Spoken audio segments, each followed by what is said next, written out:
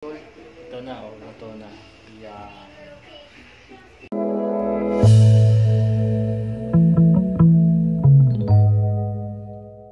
Alright, so ngayon mga tol,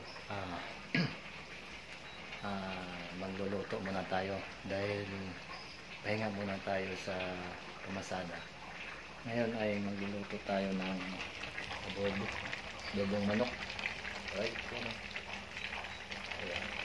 So, magpakuluan ko ba lang. After 18:30 ay sabihan naman tayo ulit.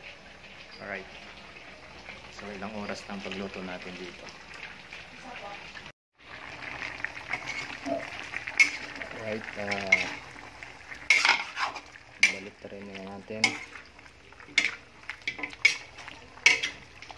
Nasa 3 kilo po ito mga tawag.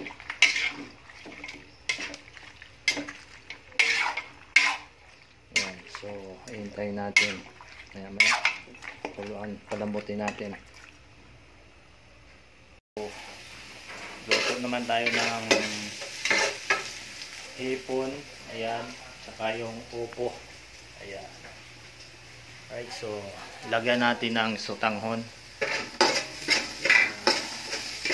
sabaw mga tol, and then yung adobo, ito, hindi pa luto, ayan o, ayan, yung luto ko pa lang, so sasalang muna natin yung opo na naman na may gulay. Opo na gulay. Alright. So, ito na yon mga tol. Luto ng adobo. Ayan. Alright. Yan. Ang sarap. Ito na yan. Okay. So, ito na naman yung isa. Ayan. Niluluto ko pa lang. Let's go. At ito na mga tol yung sinabawan namin na opo. Ginigisa pa lang.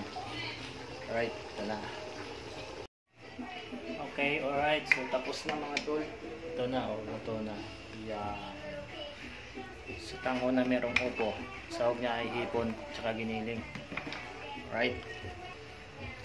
Okay. Let's go.